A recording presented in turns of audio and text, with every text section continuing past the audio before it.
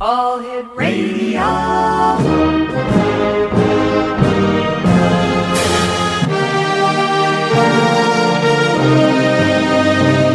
Welcome to the X Zone, a place where fact is fiction and fiction is reality.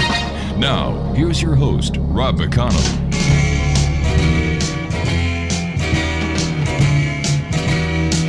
Do you believe in magic in a young girl's heart? How the music can free her whenever it starts, and it's magic. If the music is groovy and makes you feel happy like an old-time movie, I'll tell you about the magic and it'll free your soul. But it's like trying to tell a stranger about a rock and roll. You believe in magic, don't bother to choose if it's junk and music or rhythm and blues. Just go and listen. It'll start with a smile that won't wipe off your face, no matter how hard you try. Your feet start tapping and you can't seem to find how you got there. So just blow your mind. Welcome back to the X Zone, everyone. My name is Rob McConnell. We're coming to you from our studios in Hamilton, Ontario, Canada, on the all-new X Zone Broadcast Network and the Talkstar Radio Network. If you'd like to give us a call worldwide, toll-free, 1-877-528-8255. That is toll-free throughout the U.S., Canada, Alaska, and Hawaii. And now our worldwide number is 1-800-610-7035. That's 1-800-610-7035. Email xzone@xzoneradiotv.com. On MSN Messenger, xzoneradiotv@hotmail.com. And our websites, www.xzoneradiotv.com. And you can watch, listen, 7 days a week, 24 hours a day, 365 days of the year at xzonetv.com. My guest this hour is Ivan Amodai, and he's the author of the incredibly popular Magic's Most Amazing Stories. This book is based on 100-plus true stories and is a roller coaster ride through the crazy profession of magic. Now, he was born and grew up in Brooklyn, New York, and then moved to California in his mid-teens. His interest in this fantastic art started at the age of 5.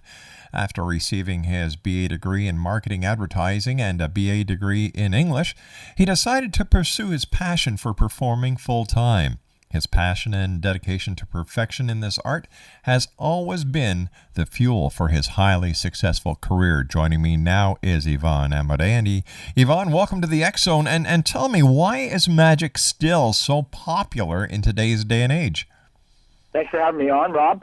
You know, magic's really, really popular because everybody likes to know secrets. I think, like, for instance, secrets to losing weight or the secrets to getting rich. People want to know those secrets. Magic is full of secrets, and I think just everybody wants to know how we do our things. You know, I can imagine that as a magician with your experience, you must have heard some crazy stories that finally pushed you over the edge to get them compiled. So was there any one story in particular that stands out amongst the 100 that you've done? One of the stories, Rob, about Houdini. Houdini, everybody knows how famous Houdini was. If you mention the name, you know that you've heard of him. Sure. And the reason why he became so famous is later in my book. But the story that really set me over the edge was one of the stories that he always put out a challenge that he can escape from any jail cell in the country. And one of the jail cells in the British Isles asked him and invited him there to challenge and put him into the jail cell to see if he could get out. Well, when they locked him in and closed the door, he went to work on the lock. And usually it would take him about a half hour to get out, and an hour passed and he wasn't able to get out. 2 hours passed, he still wasn't able to get out. Third hour passed, and he still could not pick this lock. So he fell down on the door, and the door just simply swung open. And what the story was they forgot to lock it, and he forgot to check. So he was trying to pick a lock that was never locked in the first place.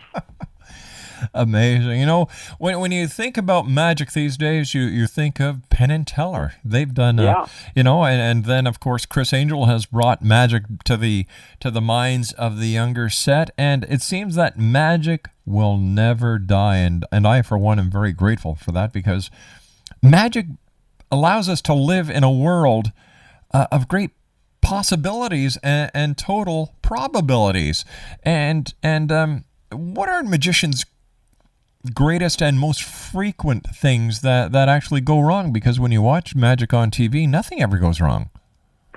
Yeah, well, if you're performing an illusion over and over in different theaters or anything that's actually moderately dangerous, I kind of equate it to, if you jump out of a plane and you have a parachute on, and even if you're the best parachute guy, it could be that one time after 1,000 jumps that the chute doesn't want to open. The same thing could happen to a magician. If he's going to get into a tank of water and he's going to get locked in there, even though he knows what he's supposed to do, things could happen. And if it looks dangerous, there's definitely a part of it that it is dangerous. And an accident can happen and you could die. Well, my philosophy is it's not the fall that kills, it's the sudden stop. Exactly. Ivan, please stand by. You and I have to take our first commercial break, and we'll be back as the X Zone continues live from our studios in Hamilton, Ontario, Canada, on the all-new X Zone Broadcast Network and the Talkstar Radio Network. 1-800-610-7035 is toll-free. Email xzone@xzoneradiotv.com and on MSN Messenger, xzoneradiotv@hotmail.com. Our websites, www.xzoneradiotv and www.xzonetv.com. We'll be back on the other side of this 2-minute break. Don't go away. So just blow your mind.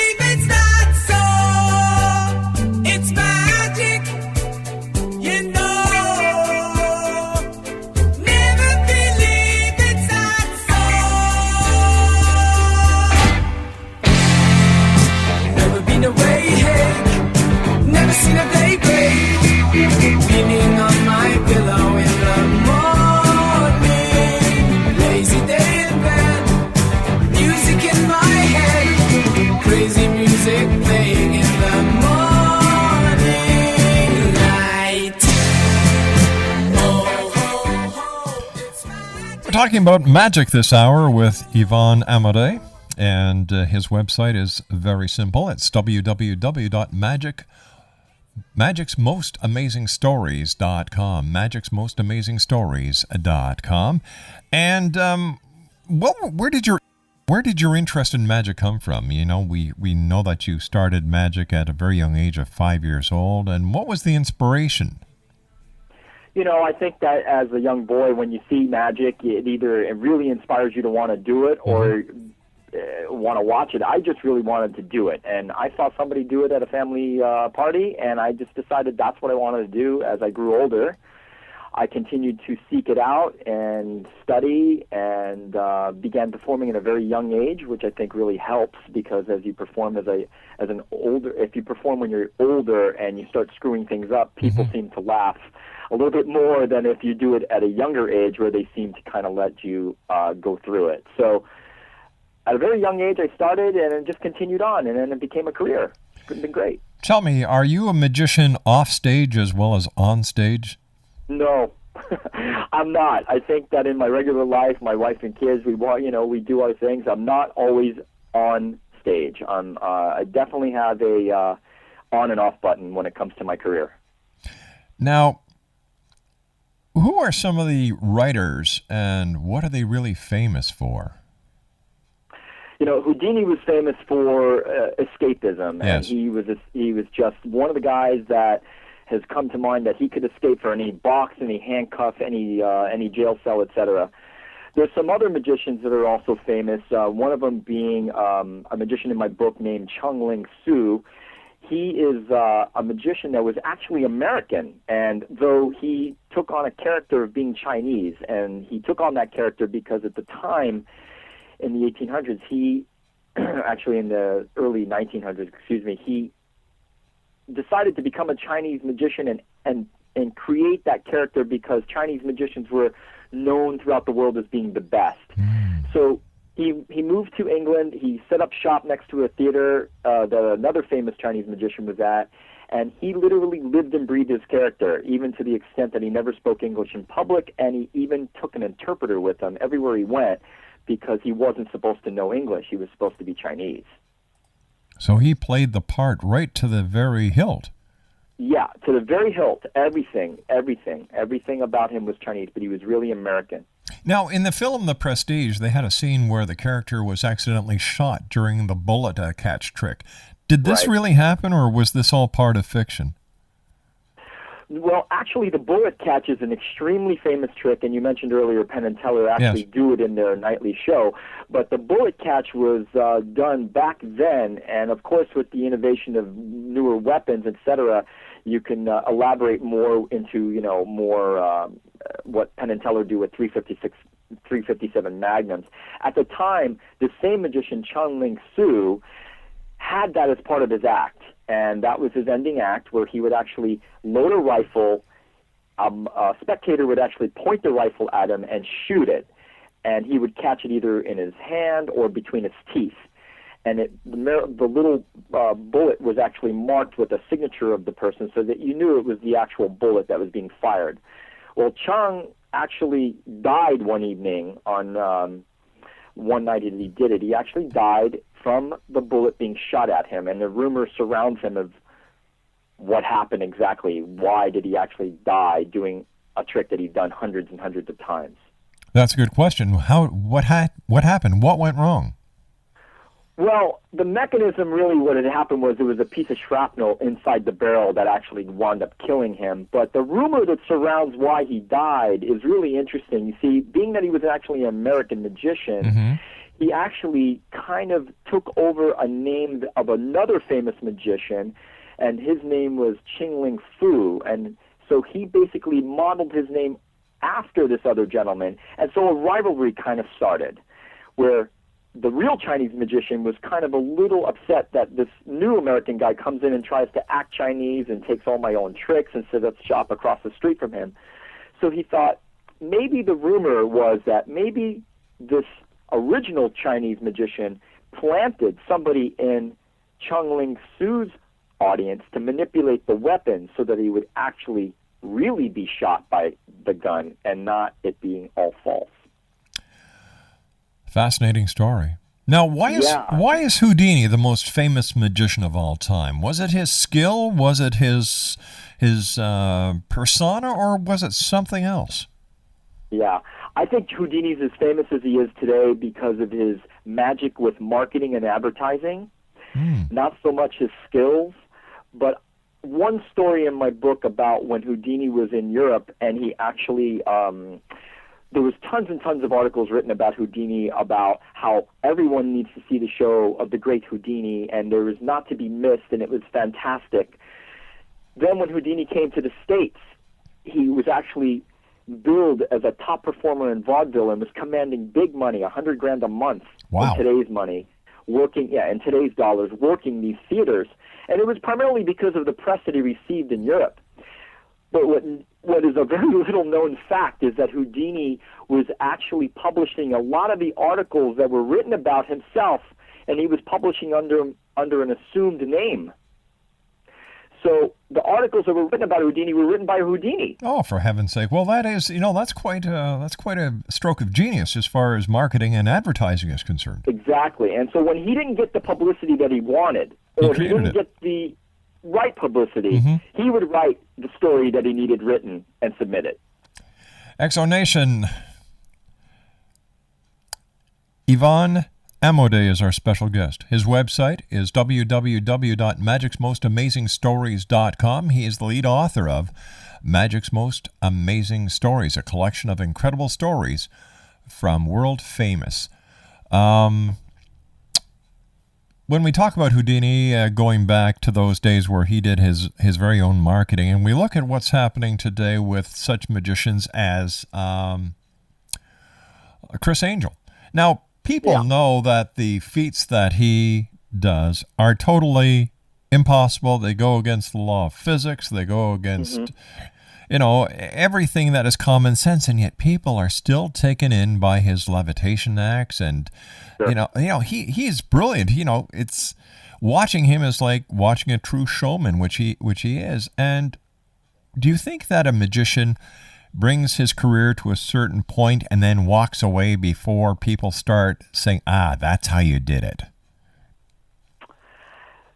I don't think so. I think that in magic, it's a performing art. It's entertainment. Mm-hmm. It's the tool that we're using is magic to entertain the public, as a juggler would use his props. Magicians use their props.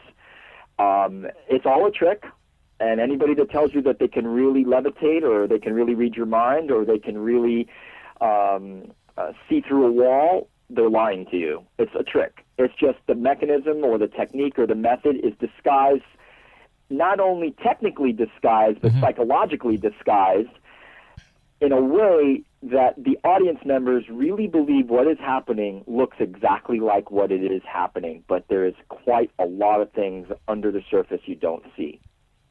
What's the name of the magician who made the Statue of Liberty disappear? That's David Copperfield. Now that was cool. That was cool. That it's impossible, but just to see it, that was cool. Now I understand in your book there's a story about an elephant that disappears on stage, leaving poop behind. Yes. Yes. The famous Harry Blackstone. He had actually. There's two magicians named Harry Blackstone. Harry Blackstone Sr., who performed during the time of Houdini and was actually friends with Houdini. His son Harry Blackstone Jr.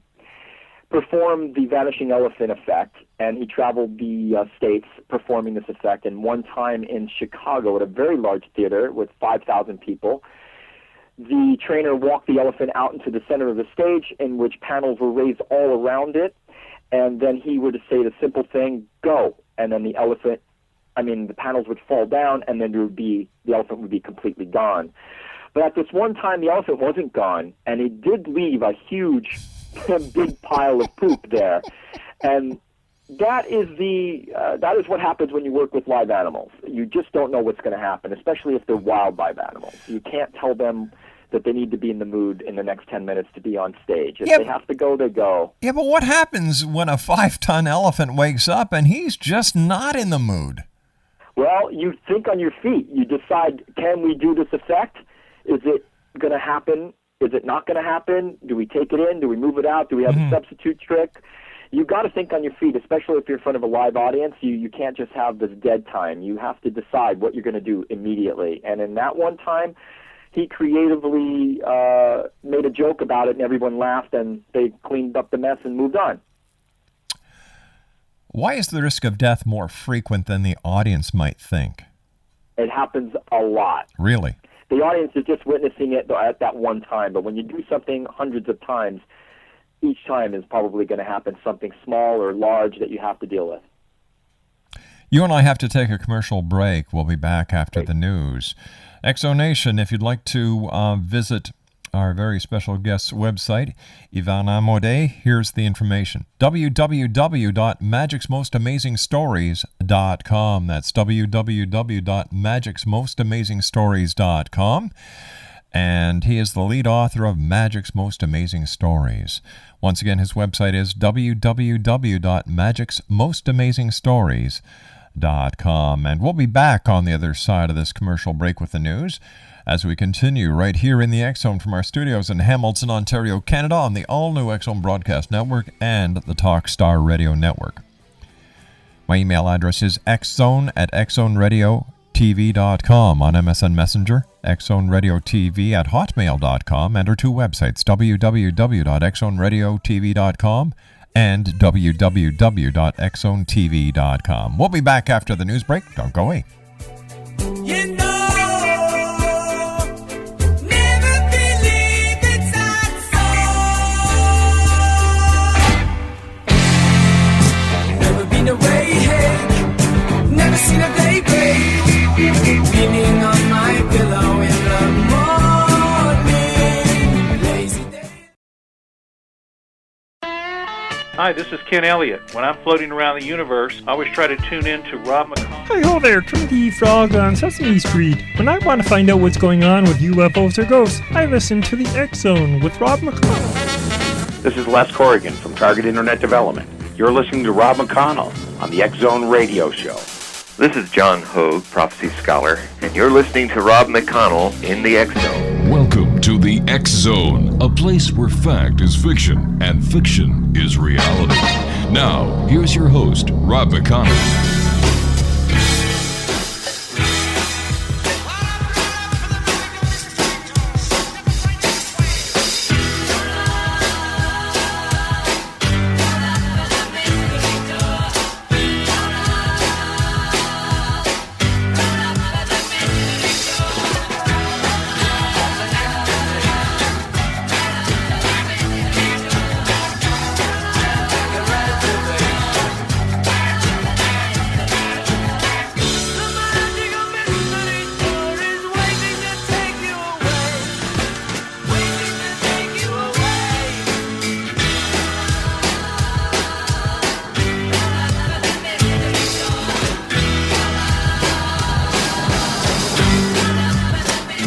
Welcome back to the X Zone, everyone. Ivan Amodai is our special guest, and we're talking about magic. And Ivan is the author of a very interesting book that, if you're into magic, you've got to get it for your library. It is Magic's Most Amazing Stories. His website is www.magicsmostamazingstories.com. What are some of the most amazing stories that you have in your book? I think some of the most amazing stories are the ones about Michael Jackson performing for Paul McCartney. I think the Houdini stories are unbelievable. There's one story I find unbelievable, which is the story about Joseph Burroughs, who wasn't really a magician. He was trying to emulate his famous idol, Houdini, and he tried to recreate his effect where Houdini was buried alive. And some foremost magicians today have actually done the trick, but Burroughs, when he did it, basically the effect was he would put himself into a plexiglass box and be lowered about 6 feet into the ground into a makeshift coffin, and then they would lower 6 to 7 tons of dirt and cement onto it, and he would need to escape from the handcuffs and shackles before all of that dried. Well, on this one day, exactly 64 years after Houdini died, which was on a Halloween, Joseph Burroughs attempted this stunt, and he didn't quite plan for the things that would happen. When the dirt and the cement was laid on top of the coffin, he didn't quite calculate the weight of it, and it crushed the coffin, it crushed him, and he died instantly. Ooh. Yeah, and he died in front of 150 people, including his wife and children. One of the stories you talk about in your book is Michael Jackson's last birthday party with his family. What was that like? My friend Rob, who actually performed, it was a private party that Jackson was giving for his son Blanket, and I believe it was a birthday party. And he primarily talks a little bit about the experience that he had when he arrived at the gate with all the people surrounding the gate and wanting to know what was going on and trying to glimpse a peek at Jackson, and him noticing that the wreath was still on the gate from Christmas when it was already into February, and it was dried and it needed to be thrown out. The Christmas trees were all dry, the plants seemed like they needed water, and everything kind of looked a little bit like it needed care. He also felt like he seemed that, you know, being as famous as Michael Jackson wasn't necessarily something that he would want for anybody else, and it wasn't something, it almost appeared like it was a curse, because simply just trying to watch a magic show out on his patio deck, there would be helicopters flying over the house to try to get pictures of them, and they would have to run under cover of their own home, and they just, even in their own private home, couldn't get the privacy that they wanted. You mentioned Paul McCartney a few minutes ago. What's the story behind that? Well, my friend who also performed for Paul McCartney at, once again, a private little gig at a restaurant here in Los Angeles, you know, when he arrives there, when you're setting up the gig, no one tells you who you're performing for. You don't know who it's going to be for. You just arrive, and it's very hush-hush until the very last second, until they rush you into the room and you see who it is. And that's all for security purposes. These people are famous. They can't let you know who it is. until the very last minute. But he also mentioned how Paul McCartney, being as famous as he was about as down-to-earth of a guy that you could possibly meet, and he just enjoyed the show just like anybody else would enjoy the show, high-fiving him and having a great time and being as cordial and as polite as you could imagine. Unreal. Yeah. Now, tell me, we see a lot of card tricks with magicians. What's the relationship between cheating at cards and magic, if there is any? Yeah, there's a lot of techniques in magic that have crossed over, there's a lot of techniques in cheating at cards or gambling or trying to cheat a real poker game, so to speak, that cross over to the magic world. But here's the difference. If you're going to do a show that involves doing a trick that involves a technique and you made a mistake or you flubbed it, the worst that could happen to you is that they could laugh at you, or they could you could have an embarrassing moment. But if that same thing happens and you're trying to cheat a group of gamblers at a private poker game and you flub the move, you could actually get taken out into the back and never be seen of again. I mean, this is real stuff. Where you get cheated in a casino or you try to cheat a casino out of money, you could be put away for a long time. That's real stuff that could happen. That has happened to people where they just didn't execute it properly and then you never hear from them again. How much work goes into actually creating a new magic trick or a new magic illusion that hasn't been done before? And are all magicians working on these never been done before illusions at all times? Mostly you'll find magic that's being performed. It might be a spin-off or a take or a variation of a classic effect in magic, such as the sawing the woman in half or making a woman disappear. Well, making a woman disappear is really no different than making the Statue of Liberty disappear. One's on a grander scale. A lot of work does go into it, though, because you have to make it your own. There is a lot of things, that, including myself, that I like to create completely fresh ideas, and some of that sometimes could take a year to just create the idea, create the way it's going to happen, and then go out into the field and actually perform the trick a couple of hundred times before you really have refined something to the point where you think, now you've worked out the bugs and this is a great piece of magic. What is your signature trick? One of my signature tricks is something that I recently created, believe it or not, and it is an effect that I talk about time, and I talk about how people remember time and specific things that happen in time and history. For instance, everybody knew where they were at exactly 9:06 a.m. that Tuesday morning when that first building came down in New York City on 9/11. Yes. They knew where they were. And I designed an effect around time where calculators are handed out to the audience and various numbers are punched in at random by audience members. One set of calculators here, a bunch of people type it in, another set type it in, and then those sums, after they press equals, are placed on the board for everyone to see. And the sums turn out to be, the first sum turns out to be today's date, 1/15 of 2010. And then the next sum turns out to be the exact time it is at that exact moment when I ask somebody what time it is on their phone. Wow. So if it's 9:33 p.m., and that number on the board is 933. Have you ever played at the Magic Castle? Yes, and I'll be there again in a week or two on February 1st for an entire week. What's it like playing that venue? That's the place for magicians, isn't it? Yeah, it's the most famous place to perform magic in the world, and famous magicians that have started their career, Doug Henning, David Copperfield, Lance Burton, all these guys have to attribute a little of their success to the Magic Castle in some way or another. And magicians from all over the world want to perform there, and it's great because only a certain amount of magicians are allowed to perform there or are qualified to perform there because they want the best of the best. They just don't want amateurs. So that being asked to perform there even once or over and over like I performed there, it's just a great honor. When somebody wants to be a magician, what should they be willing to sacrifice? Because with any success comes sacrifice.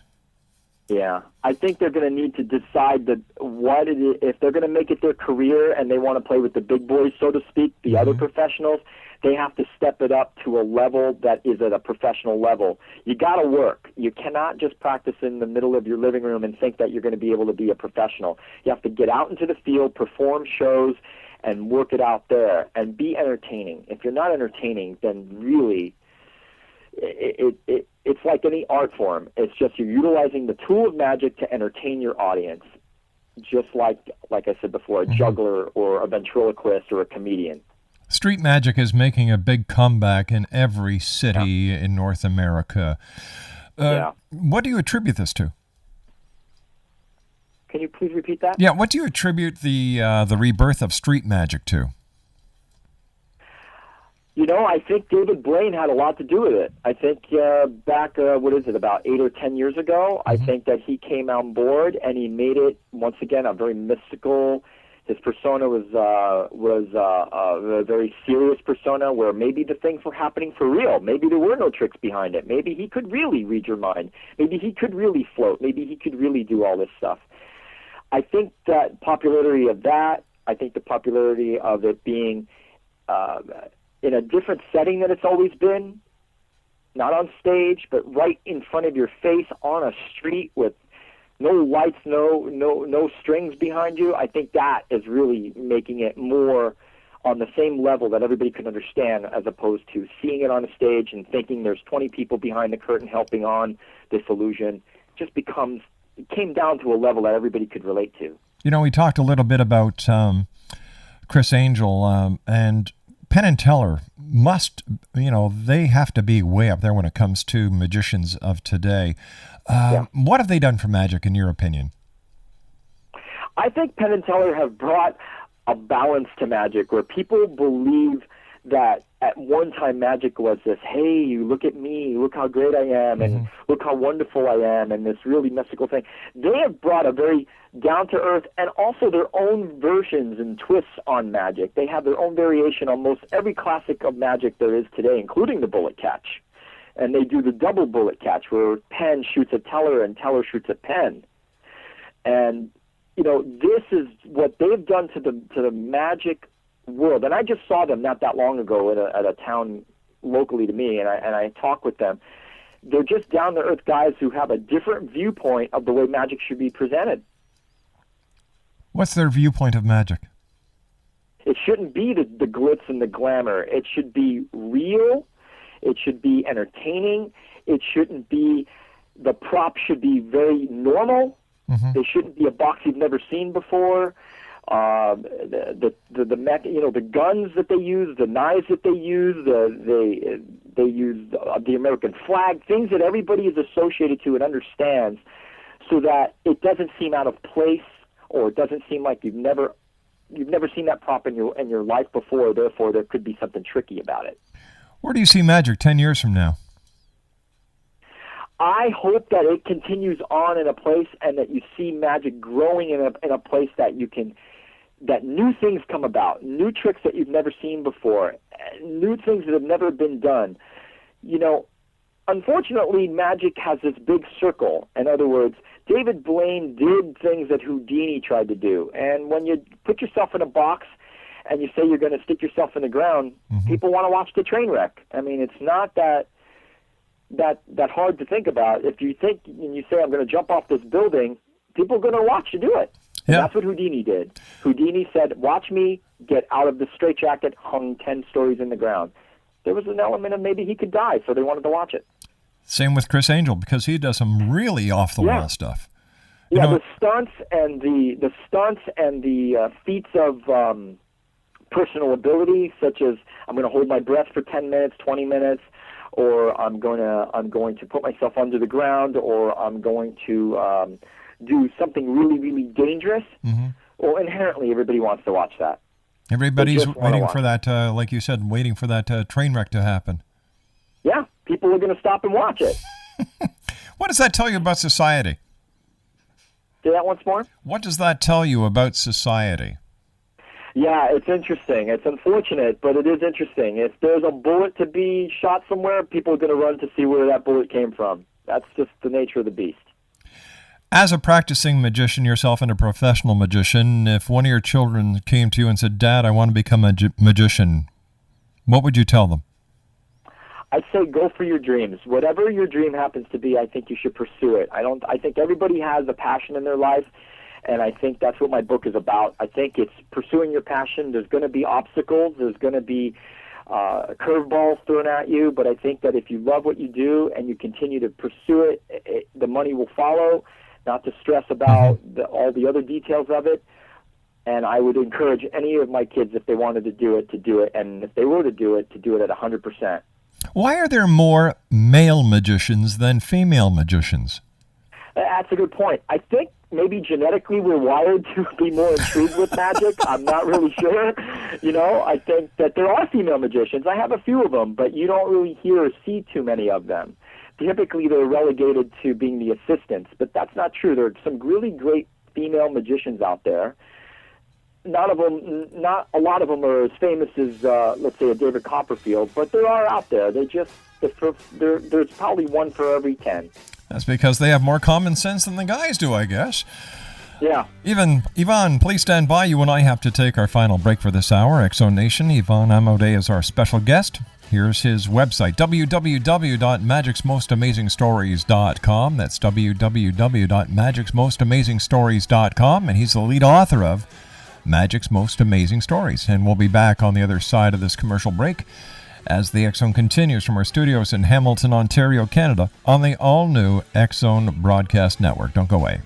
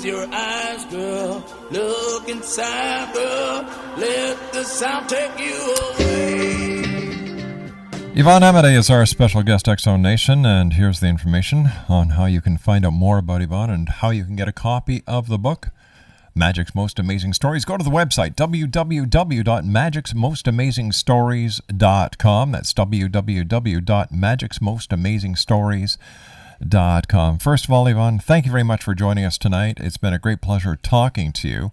And, in this modern age of the internet, computers, high-tech gadgets, the iPhone, the iPod, do you think that the youth of today are going to miss the magic that the youth of yesterday, with all the stories about Alibaba and the 40 thieves, Aladdin and his magic lamp, magic carpet rides? Do you think they're going to miss out on these wonderful mind exploration epics that we used to have? Yeah, I think having the internet is an amazing thing and all that stuff. Maybe they're tuned into their video games. It's probably going to be up to their parents and how they filter what they watch and what they read. But, yeah, I hope that they're able to actually go back and actually pick up a book and read it, because it's different than it is today, where it's all being filtered to you through the internet and blogs and emails, et cetera, et cetera. So the youth of today, I think, they have access to a lot more information that maybe 150 years ago you could have access to. You had to pick it up yourself and go to a library and actually research it. But hopefully they actually will go to the libraries, do their research like I've done in the past, and continue on their journey to whatever career they decide to do. Magic happened to be mine, but whatever career it is, you got to put the work. That's right. And you've got to expect to fail at one time or another, because you can't learn unless you fail, you know? Listen, Exactly. tell our listeners where they can get a copy of your book and where you're going to be appearing next. Maybe somebody will want to drop by and see you and say, hey, I heard you on the show. Okay, great. Well, you can get a copy of my book at the website, which is the same name of the book.com, magicsmostamazingstories.com. And I'll be appearing at the Magic Castle. It's in Hollywood, California. It's a private club. It's probably one of the only clubs in the whole world that is left standing that features primarily magic and magicians and famous ones from all over the world. It's in Hollywood, California. I'll be there February 1st through February 7th, not only performing 3 to 4 shows a night, but also doing a book signing there and promoting the book and having a really fun time doing what I love to do. Hey, it's been great having you on the show. I wish you much success. And who knows, maybe when you come to Toronto sometime in the near future, we'll have the opportunity of sitting down and having a magical cup of coffee together. Sounds wonderful. Thanks for having me on, Rob. You take care of yourself. Exonation, once again, if you'd like to get more information on our special guest, his name is Ivan Amodai. The name of his book is, well, he's the leading author of Magic's Most Amazing Stories. And the website is www.magicsmostamazingstories.com, and you can buy it right online at www.magicsmostamazingstories.com. I'll be back on the other side of this commercial break as we continue from our studios in Hamilton, Ontario, Canada, live and around the world on the all-new X-Zone Broadcast Network. 1-800-610-7035 is my toll-free number. Email xzone@xzoneradiotv.com. On MSN Messenger, xzoneradiotv@hotmail.com. And our websites, xzoneradiotv.com and xzonetv.com. We'll be back. Don't go away.